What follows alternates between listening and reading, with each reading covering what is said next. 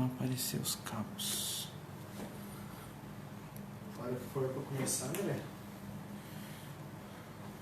Só espera um pouquinho, todo mundo entrar. Aparecer os cabos.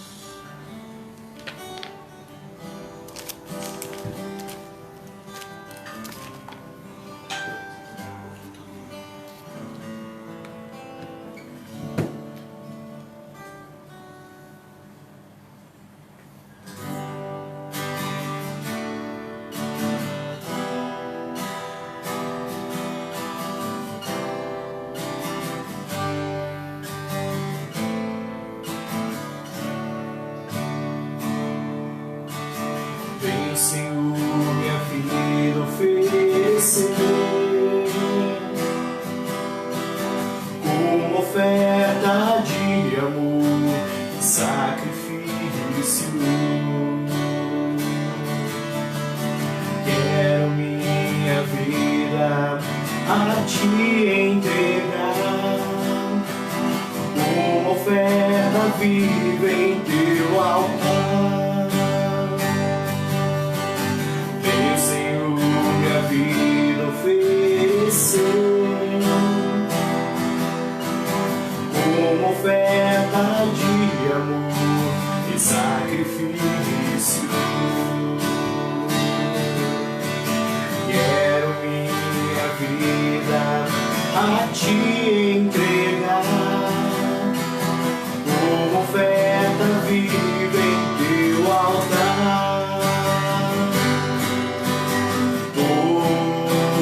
Pra te adorar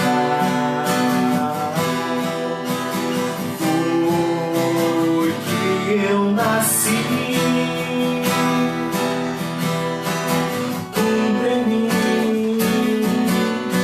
o teu querer, faço o que está em teu coração, e que a cada dia eu queira mais e mais estar ao teu lado, Senhor. Pois pra te adorar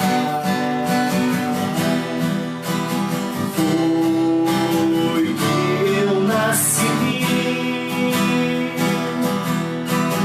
Cumpre em mim o teu querer, faço o que está em teu coração, e que a cada dia eu queira mais e mais estar ao teu lado, Senhor, estar ao teu lado, Senhor.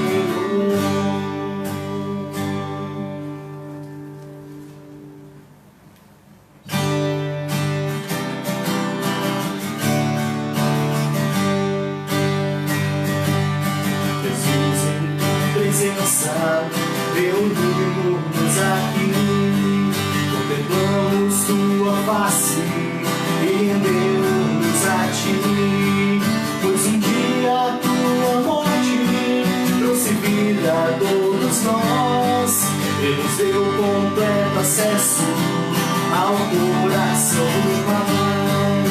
Jesus, em tua presença reunimos aqui, contemplamos tua face e rendemos a ti, pois um dia a tua morte trouxe vida a todos nós e nos deu completo acesso ao coração do Pai. O véu que separava já não separa mais, a luz que outrora apagada agora brilha cada dia, brilha mais. Só pra te adorar e fazer teu nome grande, e te dar o louvor devido. Essa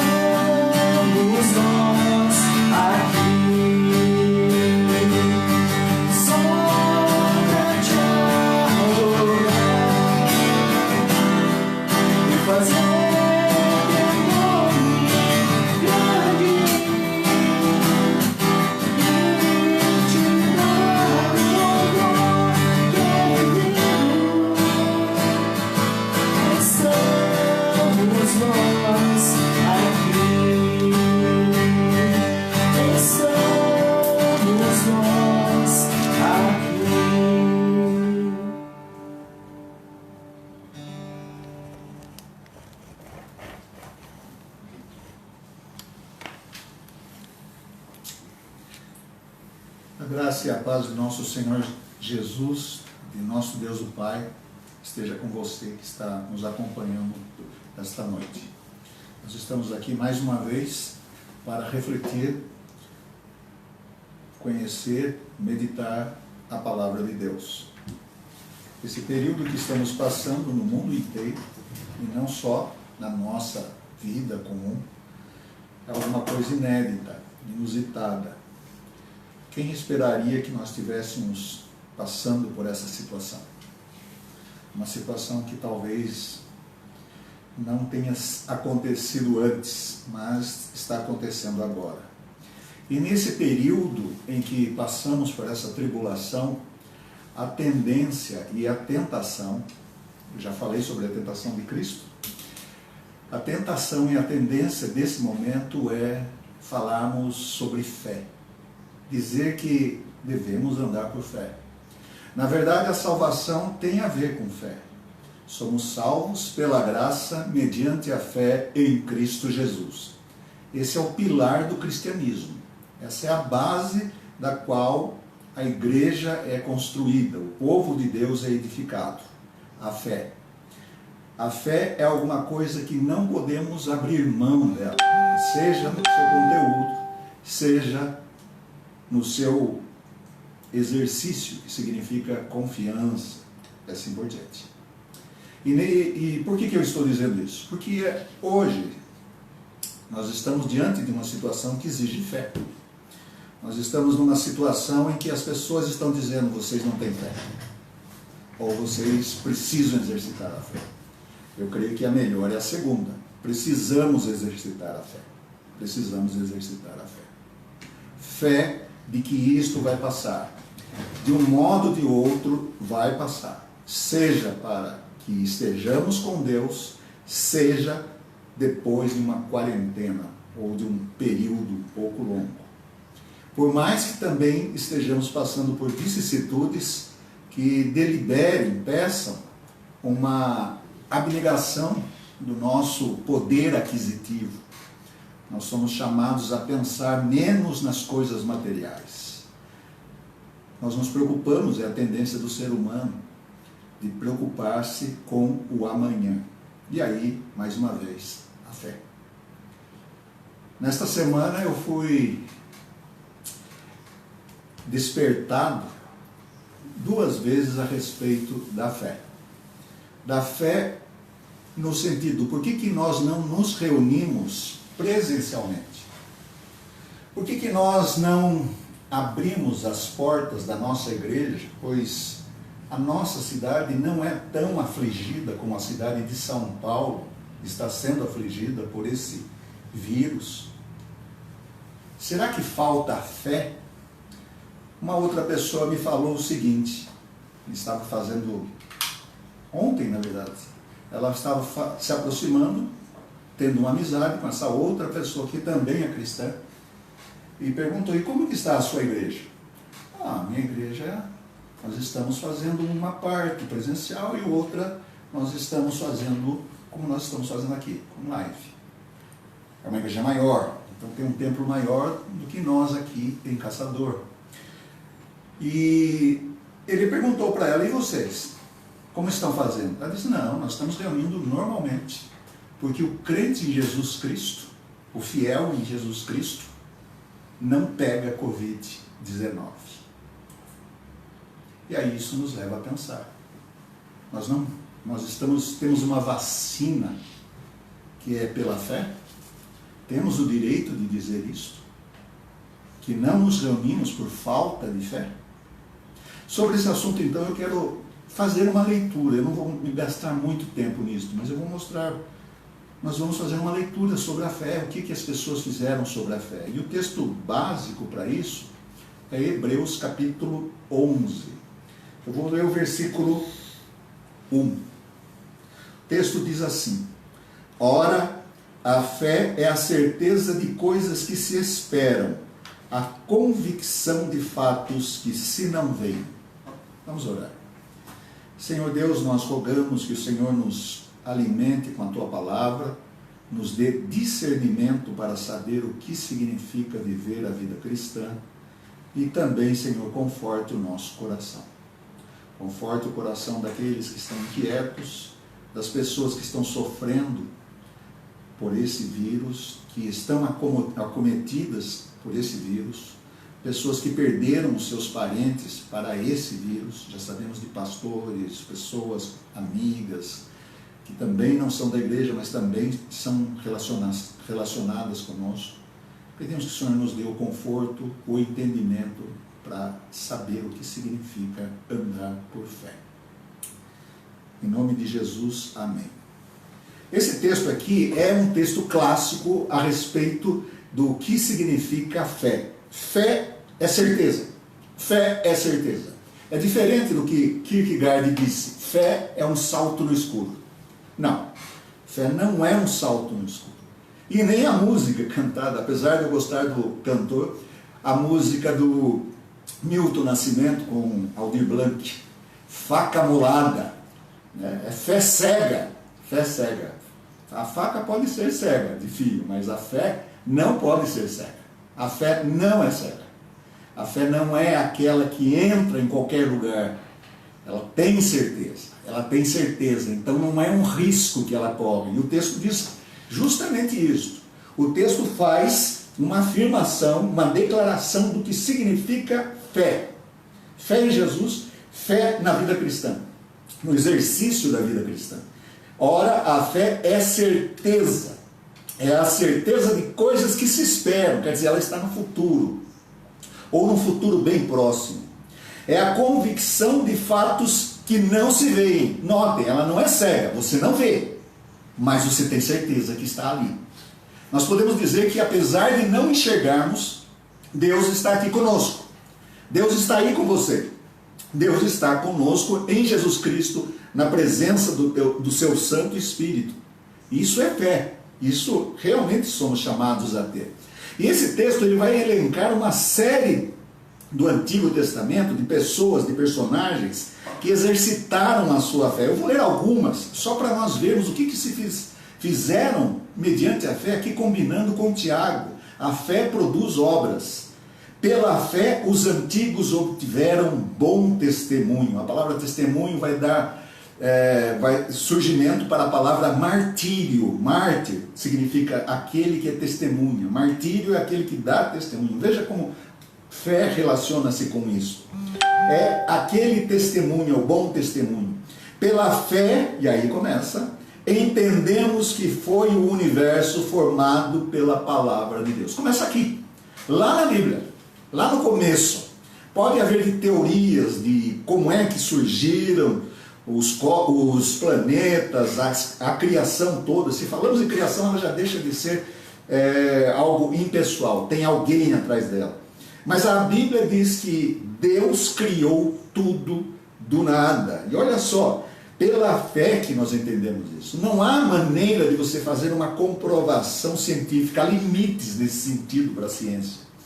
Há limites para isso. Pela fé entendemos que o universo foi formado pela palavra de Deus. Deus fala, acontece.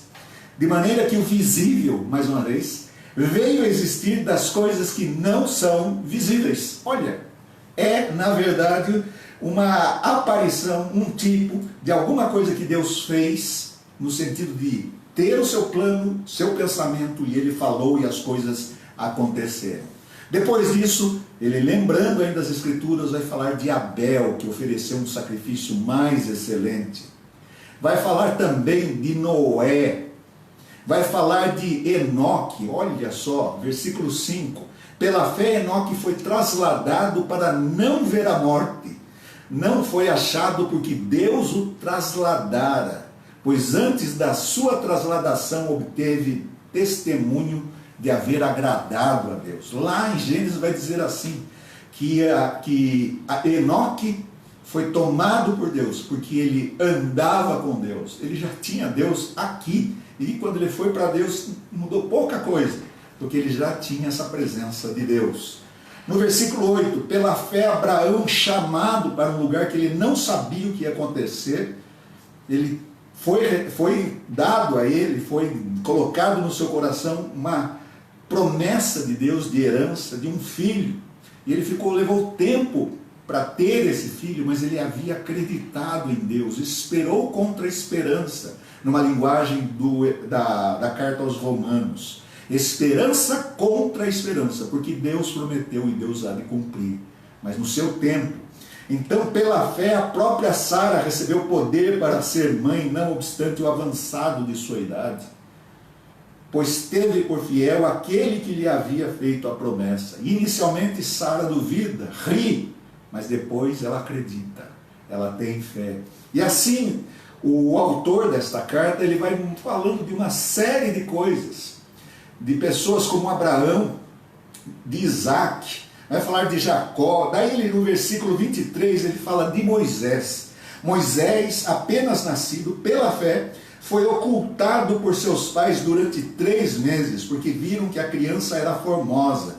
Também não ficaram com medo do decreto do rei. Pela fé, Moisés, quando homem feito, recusou ser chamado filho da filha de Faraó, preferindo ser maltratado junto com o povo de Deus a usufruir prazeres transitórios do pecado. E aí ele vai dizer mais, que ele fez maravilhas, abandonou o Egito pela cólera, os israelitas entraram em Canaã. Aqui no versículo 30 diz assim: pela fé ruíram as muralhas de Jericó, depois de rodeadas por 7 dias. Raabe foi salva. E aí ele vai dizendo uma série de nomes. Nós temos aqui todo um elenco. Versículo 32, já indo para o fim, isso é típico da retórica. Que mais direi? Que direi mais? Certamente me faltará o tempo necessário para referir o que fez Gideão, Baraque, Sansão, Jefté, Davi, Samuel e dos profetas, os quais por meio de fé, ou da fé, subjugaram reinos, praticaram a justiça, obtiveram promessas, fecharam a boca de leões. Olha só quanta coisa! Extinguiram a violência do fogo, escaparam ao fio da espada, da fraqueza tiraram força, fizeram-se poderosos em guerra, puseram fuga em exércitos estrangeiros. Mulheres receberam pela ressurreição os seus mortos. Veja quanta coisa aconteceu, e todas essas pessoas fizeram isso pela fé. Fé que Deus estava com elas. E aí vem a pergunta: e nós? Temos fé? Será que estamos errando? Não nos reunimos em grupo, fisicamente, nesse período tão difícil? Mostrar para o mundo que temos fé, como foi a conversa dessas 2 pessoas que eu falei? Será que é isso? Isso é fé? É uma boa pergunta, porque o texto aqui parece dar razão, que pela fé as pessoas fecharam a boca do leão, elas extinguiram o fogo, pela fé tiveram a ressurreição de mortos, vencer pela fé. Só que o texto continua. Esta parte aqui não é lembrada. Alguns foram torturados. Você já sabe como é a tortura? Se você quiser saber, procure na internet. Se você quiser saber se era aprovado, leia Aristóteles. Alguns foram torturados não aceitando o seu resgate. Não se converteram à falta de fé, para obter superior ressurreição. Torturados. Outros, por sua vez, passaram pela prova de escárnios, foram zombados, foram insultados, porque tinham fé em Deus. Escárnios e açoites. Talvez nós queiramos a fé que ressuscita mortos, mas temos fé para suportar escárnios, torturas, açoites, algemas e prisões, sendo justos. E não só isso, foram apedrejados, provados, cerrados pelo meio. Há uma história que se conta que o profeta Isaías foi colocado dentro de um tronco e foi cerrado ao meio. Ninguém gostava de ser profeta, porque profetizar significava incorrer no risco de morte. Mas andaram peregrinos, vestidos de peles de ovelhas, de cabras, necessitados, afligidos, maltratados. Cadê a fé dessa gente? Ora, essa gente não combina com o primeiro catálogo. Mas veja o que o texto diz: homens dos quais o mundo não era digno, errantes pelos desertos, pelos montes, pelas covas, pelos antros da terra. E aí eu pergunto, esses não tiveram fé? Esse pessoal, essas pessoas que estão aqui, estão listadas na mesma coluna da Bíblia, em Hebreus 11, que apresenta que pessoas fizeram maravilhas pela fé e outras não fizeram maravilhas pela fé, como são essas daqui. E aí? É uma fé de segunda categoria? O autor não está dizendo isso. Ele está igualando esses dois grupos e chega a dizer: ora, todos estes que obtiveram bom testemunho por sua fé, não obtiveram, contudo, a concretização da promessa. Ainda estão esperando a promessa. Olha só, passaram por tudo isto. Por que eles ainda não obtiveram a concretização? Porque eles não podem ter a concretização sem nós. O versículo 40 diz assim: por haver Deus provido coisa superior a nosso respeito, para que eles, sem nós, não fossem aperfeiçoados. Nós, pessoas comuns aqui do século 21, pessoas que têm um trabalho mínimo, pequeno, pessoas que não têm tudo isso, não podemos, nós não perdemos para essas pessoas. Mas a pergunta que eu coloco, quando você fala de fé, você está entendendo que isso daqui também contempla a fé? Você está entendendo que contemplar a fé significa passar por doenças e não ser curado? Porque Deus não quis? Não é porque você faltou com fé. Vou contar um exemplo bem chocante para vocês. No começo do meu ministério, uma pessoa pedia para me visitar, para que eu a visitasse, na verdade, para eu a visitar, e ela tinha um câncer horroroso, um câncer agressivo. E alguém da igreja dela era de outra denominação, algumas profetisas disseram que ela iria ser curada. E essa mulher eu via só definhando, de vez em quando ela chamava o pastor presbiteriano, e olhava lá no primeiro, segundo ano de ministério, e via aquela mulher definhando, e não podia falar nada, porque ela não era membro da minha igreja. Eu simplesmente orava por ela, rogava que Deus libertasse daquele mal. E essa mulher, várias vezes, em várias visitas, e nas últimas ela me disse assim: olha, pastor, agora eu tenho certeza que eu vou ser curada. Eu disse: mas por que, minha irmã? Porque agora minha doença está piorando e Deus vai me curar. Eu orava. E no final da sua doença, ela um dia me segurou na mão e falou: não, Deus quer me levar, pastor. A verdade é esta. Eu sei que Ele quer me levar. Poucos dias depois ela faleceu. Eu pergunto, faltou fé para essa mulher? Ou algumas pessoas foram exageradas? O que aconteceu? Os filhos dessa mulher nunca mais voltaram à igreja. Porque a própria igreja que ela frequentava disse que eles foram o obstáculo para ela ser curada. Porque seus filhos não tinham fé. O problema não foi a palavra que foi falada, foi a falta de fé dos filhos dela, sendo que ela acreditava. Você tem coragem de falar isso para uma pessoa? Você tem coragem de falar para uma pessoa: olha, venha, ande sem máscara, se misture à vontade, faça isso? Você tem coragem? Eu não tenho. Não tenho não porque não tenho fé, porque sei que Deus não quer que a gente faça isso. Mas há coisas que a fé vai exigir de nós, e Deus vai exigir de nós passando esse período. E eu vou lhes dizer o que é.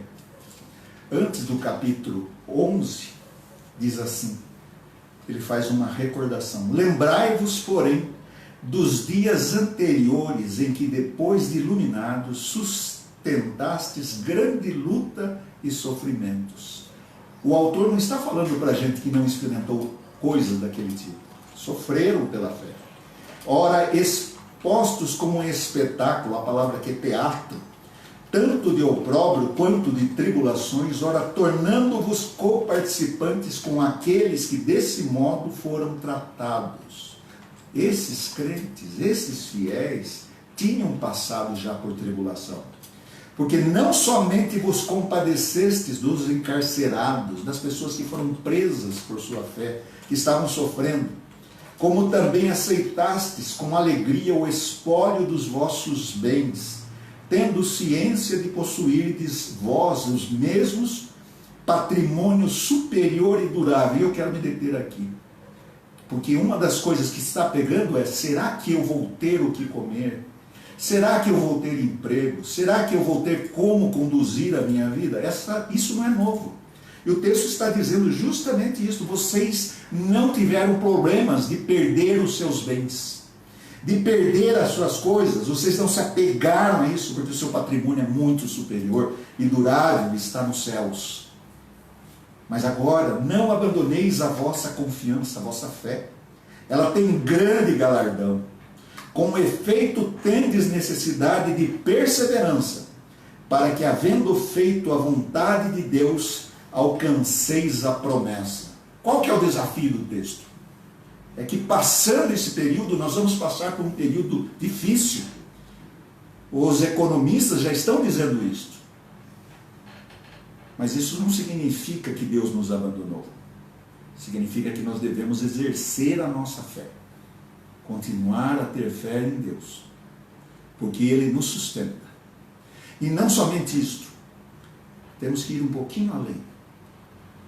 Ter um coração terno para aqueles que sofrem neste momento.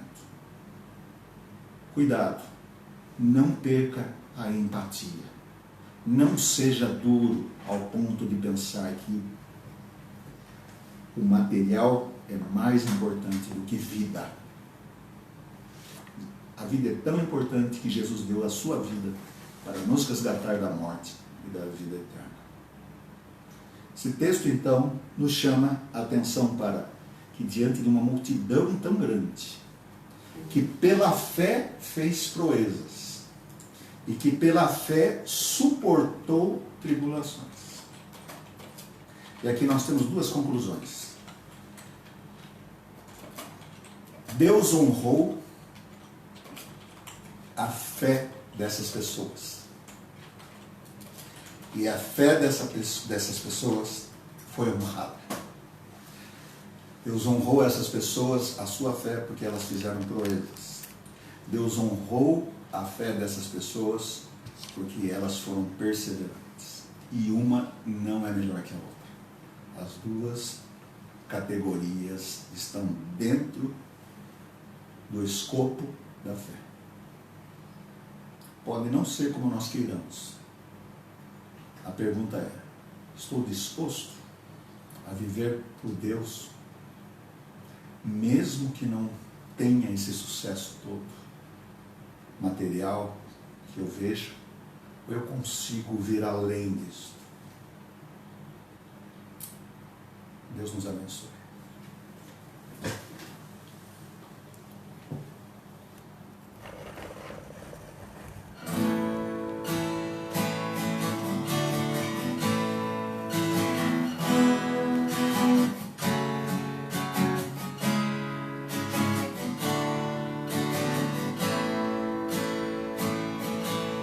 Recebi um novo coração do Pai, coração regenerado, coração transformado, coração que é inspirado por Jesus. Como fruto deste novo coração, eu declaro a paz de Cristo Cristo, te abençoo, meu irmão. Preciosa é a nossa comunhão.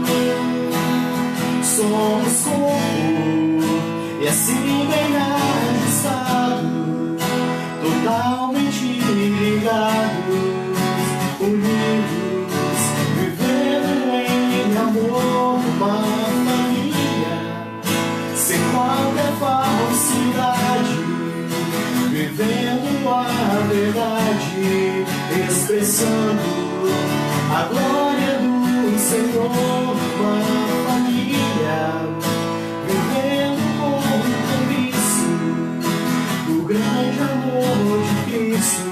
Eu preciso de ti, irmão, precioso és para mim, querido irmão. Recebi um novo coração do Pai, coração regenerado, coração transformado, coração que é inspirado por Jesus. Como fruto deste novo coração, eu declaro a paz de Cristo, te abençoo, meu irmão. Preciosa é a nossa comunhão.